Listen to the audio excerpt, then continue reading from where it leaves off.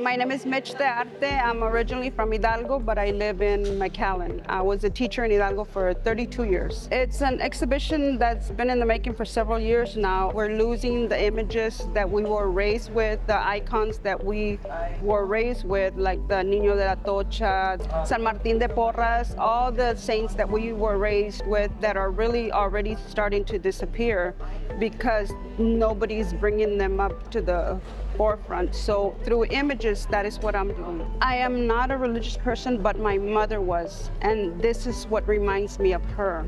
And this is the reason why I'm doing it. We owe it to that generation. Most of the pieces that I do and the way I paint is the images have some part that is not completed as an art piece.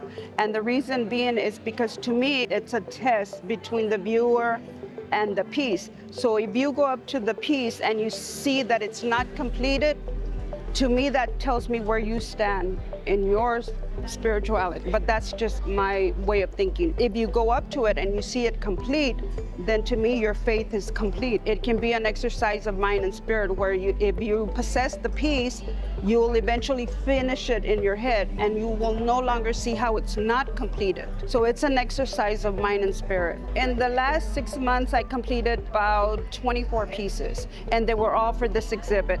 The ones that are older from 2015, 2010, 2012, those are my personal pieces that I keep in my house. They're my pride possession.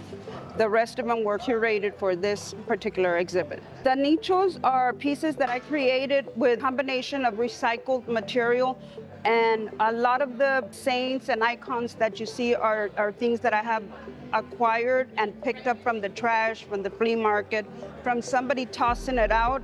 And to me, I recovered it and rescued it. And so we can go back to being able to make our peace with that piece, pray to it, do what we were taught. My veil paintings that are hanging is an example of how they're fading.